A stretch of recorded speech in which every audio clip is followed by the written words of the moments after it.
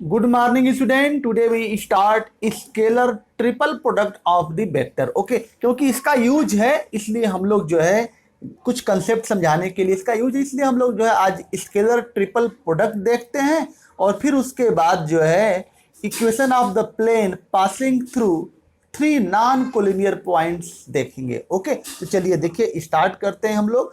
देखिए सभी student class 12 के स्टूडेंट वीडियो जो है पूरा वॉच करिए, ठीक है। चलिए देखते हैं हम लोग scalar triple product. Scalar triple product क्या होता है इसके बारे में पूरा जानकारी देखेंगे। स्केलर ट्रिपल प्रोडक्ट, ठीक है। स्केलर ट्रिपल प्रोडक्ट होता क्या है इसके बारे में डिटेल्स में देखेंगे। डिटेल्स में इसके बारे में शार्ट में, क्योंकि इस साल ये टॉपिक हटा दिया गया इसलिए हम शार्ट में देखेंगे। अगर मान लीजिए कि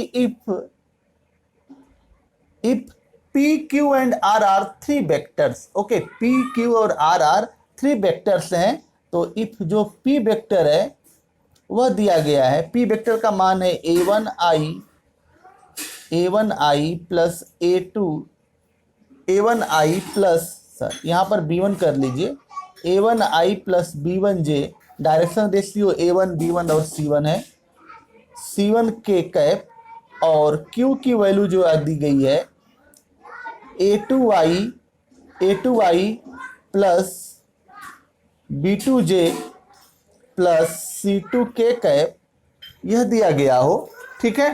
तो r इक्वल टू दिया गया है हमारा a3i plus b3j cap plus c3 के कैप, यह दिया गया है।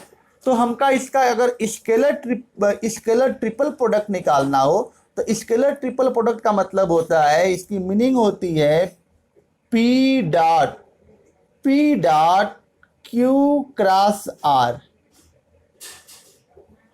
p dot q cross r, यही हमारा होता है स्केलर ट्रिपल प्रोडक्ट। क्या होता है? Scalar triple, STP, scalar triple product, इसी को हम लोग बोलते हैं STP, स्केलर ट्रिपल प्रोडक्ट। क्या होता है? P Q R R three vectors हैं, तो P dot Q cross R को ही हम लोग स्केलर ट्रिपल प्रोडक्ट कहते हैं।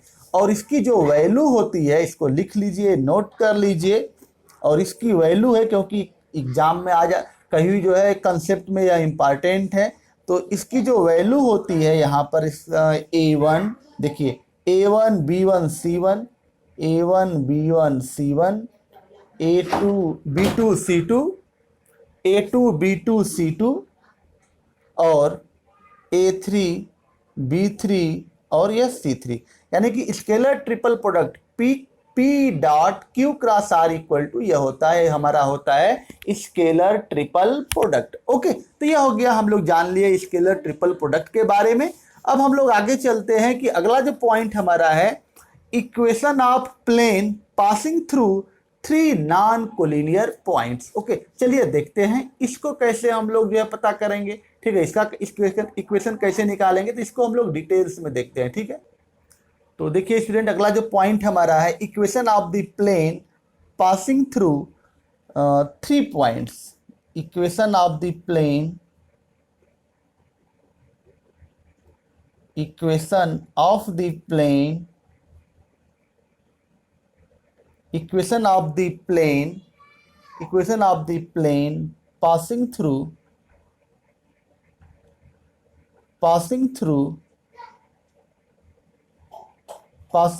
the three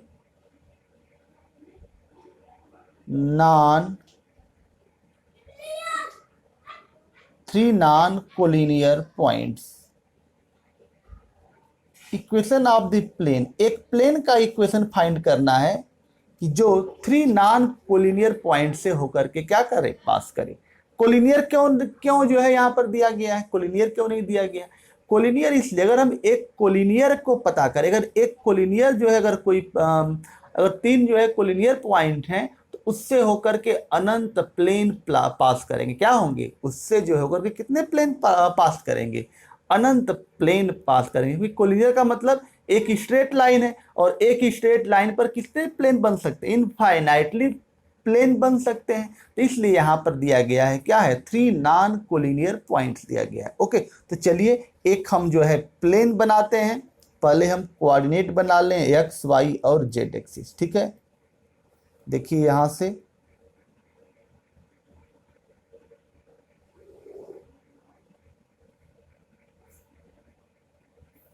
यह हमारा है एक्स वाई और जेड एक्सिस। यह हो गया हमारा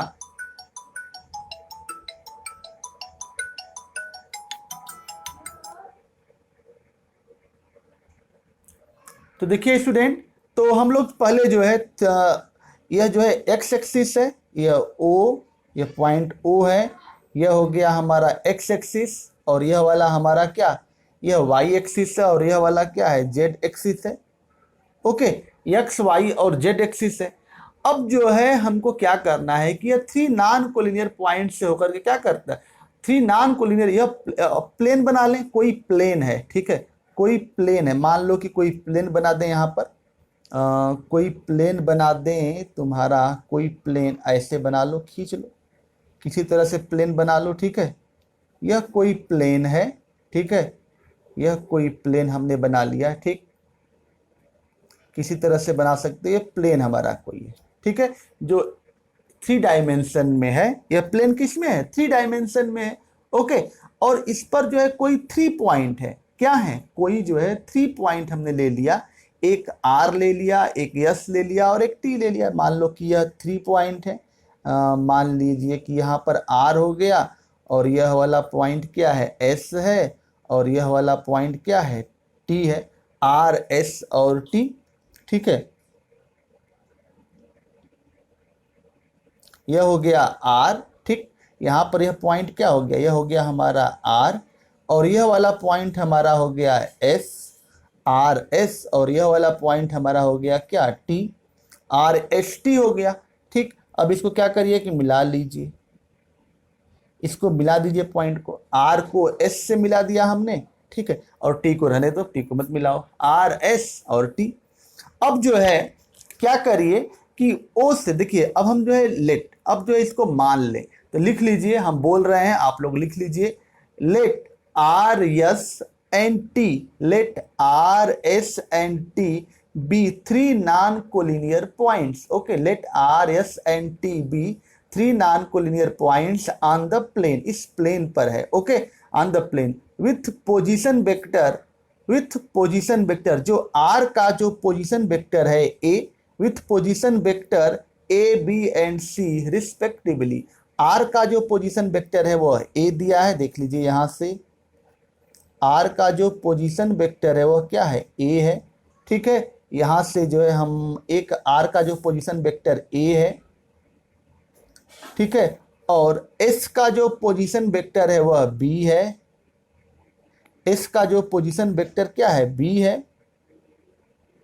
यह हो गया, इसका पोजीशन वेक्टर बी है, ठीक है, और टी वाले का जो पोजीशन वेक्टर है, टी का जो है क्या है? सी है पोजीशन वेक्टर, हमने मान लिया कि उसका क्या है, उसका जो है क्या है? टी है। ठीक है, तो टी का जो है यहाँ पर पोजीशन वेक्टर टी है। अब यहाँ तक तो हो गया, आगे चलते हैं। तो देयरफॉर अगर हम लोग क्या करें कि आर एस और आर टी, आर एस और आर टी, अब जो है इसका हमको इक्वेशन निकालना है। ठीक है, तो इसका अगर हमको इक्वेशन निकालना हो, ठीक है, इसका अगर हम इक्वेशन निकालना हो तो कैसे निकालोगे? आर एस और टी, तो इसके लिए हमको इक्वेशन निकालने के लिए एक मान लो कि एक पॉइंट पी है, एक पॉइंट पी है, ठीक है, एक पॉइंट मान लिया कि यह पॉइंट यहाँ पर क्या है? पी है। देखिए यह वाला पॉइंट क्या है? एक जो है पॉइंट हमने ले लिया कि कोई पॉइंट जो है पी है, ठीक है, यह वाला, यह पॉइंट पी है, और इसका जो पोजीशन वेक्टर है वह क्या है? आर है, ठीक है, यह वाला, तो एक पॉइंट पी है। तो इसके लिए अगर हम एक नॉर्मल दिया गया हो, यहाँ पर एक नॉर्मल अगर इस आर पर दिया गया हो, तो नॉर्मल वाला इक्वेशंस वाला जो है हम फार्म लगा लेंगे, पॉइंट और नॉर्मल फार्म से हम इक्वेशन निकाल लेंगे। ठीक है, तो लेकिन यहाँ पर नॉर्मल, अगर यहाँ पर नॉर्मल अगर ड्रा कर दें तो यह जो नॉर्मल क्या होगा, यह जो नॉर्मल हमारा होगा P S cross R T ही क्या होगा, नॉर्मल होगा। यानी कि यह दोनों वेक्टर जो है, यह जो आर एस है, देखिए यहाँ से यह आर एस है और यहाँ पर ये आर एस हो जाएगा और ये आर टी हो जाएगा। यहाँ पर अगर हम नॉर्मल अगर ड्रा कर दें तो यहाँ पर दोनों आर एस और आर टी, इन दोनों वेक्टर का क्या हो जाएगा, क्रॉस प्रोडक्ट ही क्या हो जाएगा, नॉर्मल हो जाएगा। नॉर्मल ज्ञात कर लेंगे तो पॉइंट और नॉर्मल फॉर्म करके हम इसका इक्वेशन निकाल लेंगे। यानी कहने का मतलब कि एक जो है यहाँ पर क्या हम डाल दें, नॉर्मल, यह नॉर्मल वेक्टर हो गया। और इस नॉर्मल वेक्टर का अगर तो यह वाला इसके भी, यानी कि इसकी जो डायरेक्शन जो है देखिए थंब रूल वाला, ठीक है, ऐसे होगा, यानी कि परपेंडिकुलर। यानी कहने का मतलब कि इसका जो नॉर्मल होगा क्या होगा, आर एस क्या होगा, इन दोनों का क्रॉस प्रोडक्ट ही नॉर्मल होता है डायरेक्शन में, हम बताए थे जो है, ठीक है। जो लोग नहीं देखे हैं प्रीवियस क्लास देख लें। तो आर एस क्रॉस क्या है, आर टी, यह हो गया हमारा, ठीक है, यह हो गया। अब यह वाला हमारा क्या है, नॉर्मल है, यानी कि इसके भी परपेंडिकुलर है और इसके भी परपेंडिकुलर होगा, ठीक है।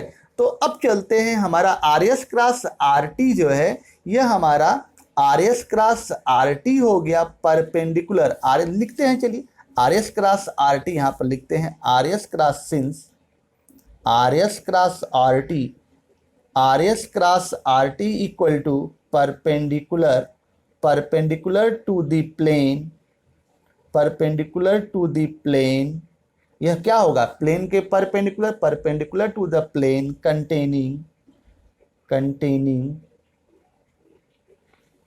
Containing are S and T, R S and T. यहां तक तो यह हो गया, ठीक है, आर एस एंड टी, यहां तक तो हो गया।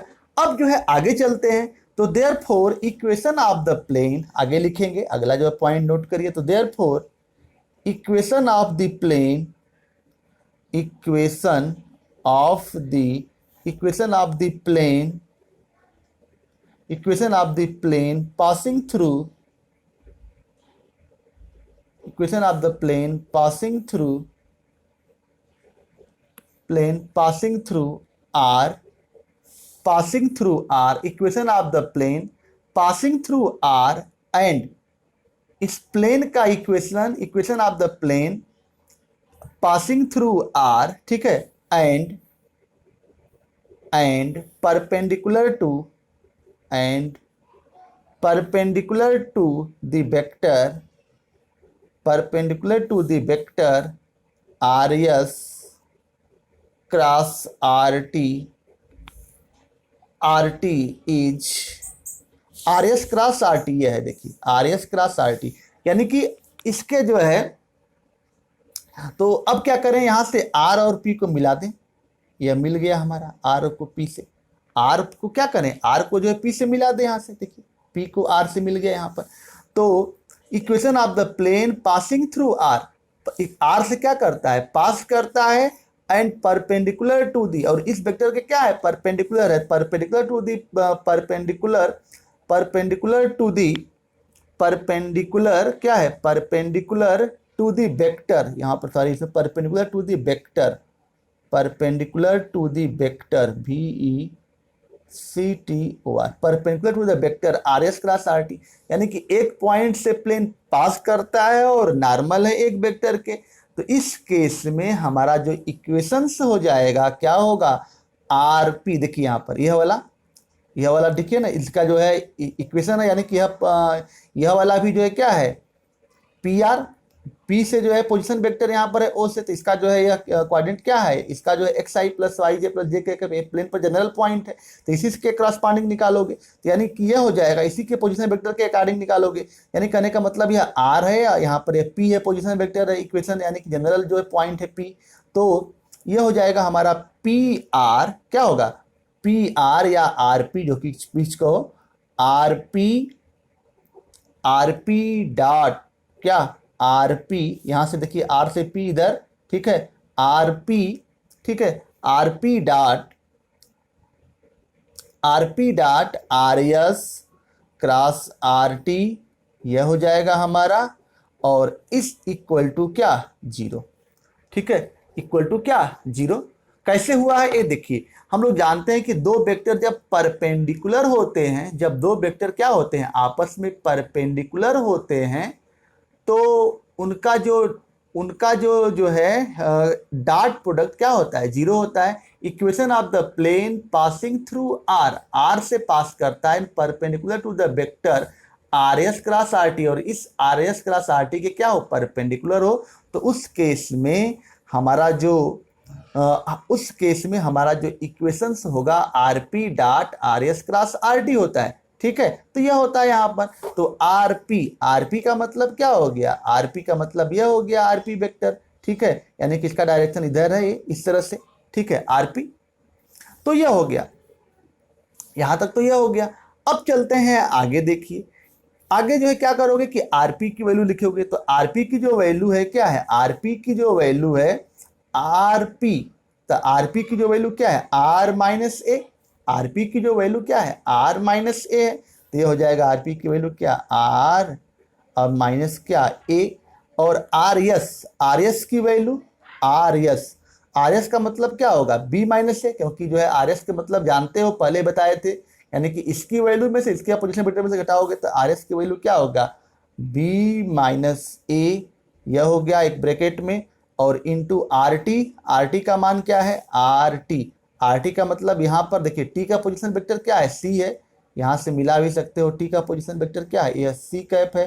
तो आर टी का मतलब क्या, सी माइनस ए, तो ये हो जाएगा हमारा क्या, आर टी का मतलब यह हो गया सी माइनस ए, यह हो गया, और दोनों को क्या करोगे, ब्रैकेट क्लोज्ड बराबर क्या, zero.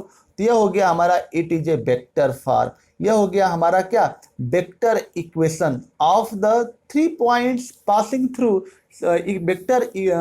Vector this is the vector equation of the plane which passing through 3 non-collinear points, it is a vector equation। ठीक है, यह वेक्टर इक्वेशन है किसका, जब 3 नॉन कोलिनियर पॉइंट से एक प्लेन जो है क्या करता है, एक प्लेन जो है non collinear point 3 non collinear point से पास करता है, तो उस केस में हम लोगों ने वेक्टर इक्वेशंस इसका जो है क्या करिए, निकाल ली। ओके, तो इस तरह से हमारा जो है वेक्टर इक्वेशंस निकालोगे। अब आगे चलते हैं, आगे जो है हमारा जो फॉर्म है वो हमारा कार्टेशियन फार्म है, तो कार्टेशियन फार्म को हम लोग रखते हैं अगले दिन। ठीक है, तो आज का जो है वीडियो यहीं तक देख लीजिए। इसमें क्या करना है कि यहाँ पर जो है एक प्लेन बना लीजिए, फिर से रिपीट कर देना, प्लेन बना लिए, इस पर 3 पॉइंट ले लिए, इस पर 3 पॉइंट ले लिए, आर एस और टी, इसको ज्वाइन कर दिए। अब इसमें जो है हमको एक इक्वेशन मालूम है कि अगर कोई पॉइंट दिया गया हो और नॉर्मल, और इस पॉइंट से हम नॉर्मल ड्रा कर सकते हैं, नॉर्मल ड्रा करेंगे तो इन दोनों जो वेक्टर का क्या हो जाएगा, ये जो है आई एस और टी मिला दिए तो इसका क्या हो जाएगा, क्रॉस प्रोडक्ट, जहाँ से हमको नॉर्मल मिल जाएगा। और यहाँ पर इसका पोजीशन वेक्टर मालूम ही है, यहाँ पर इसका जो है पोजीशन वेक्टर मान लीजिए कोई पी पॉइंट ले लीजिए, जनरल पॉइंट पी, तो ओ पी, तो यहाँ से जो है हमारा एक नॉर्मल यहाँ पर हो गया। तो अब यहाँ से जो है कोई प्लेन, इसका इक्वेशन कैसे निकाल सकते हैं, equation of the plane passing through R, एक प्लेन आर से पास करता है और परपेंडिकुलर है, तो उस केस में इसका इक्वेशन हो जाएगा आर एस क्रॉस क्या, आर एस क्रॉस क्या हो जाएगा, यह वाला देखिए उसका जो इक्वेशन हो जाएगा यह आर पी इंटू, देखिए उस केस में इसका इक्वेशन हो जाएगा R P into R S cross R T, यानी कि इन दोनों का, यानी कि जब दो वेक्टर जो आपस में क्या हो, परपेंडिकुलर हो, देखिए यह वाला वेक्टर, ठीक है, यह वाला जो वेक्टर और यह वाला वेक्टर जब आपस में जब क्या हो, परपेंडिकुलर हो, जब दो वेक्टर आपस में परपेंडिकुलर हो, तो उस केस में हमारा जो है दोनों का जो डॉट प्रोडक्ट था वो जीरो होता है, यानी कि हो जाएगा हमारा आर पी और into R S cross R T equal to zero. अब इसको प्रूव कर दोगे तो सीधा सीधा जो इक्वेशन, हमको यह इंपॉर्टेंट है, इसको याद रखना, इस फार्मूले को, भले भी प्रूफ याद ना रहोगे लेकिन यह फार्मूला हमको क्या करना है, याद करना, यह इंपॉर्टेंट फार्मूला है। ओके, तो ठीक है, तो यह हो गया हमारा वेक्टर इक्वेशन। कार्टेशियन इक्वेशन हम लोग प्रूव करेंगे अगले वीडियो में। ओके, तो आज का वीडियो अच्छा लगा हो तो like share and subscribe my YouTube channel. Thank you.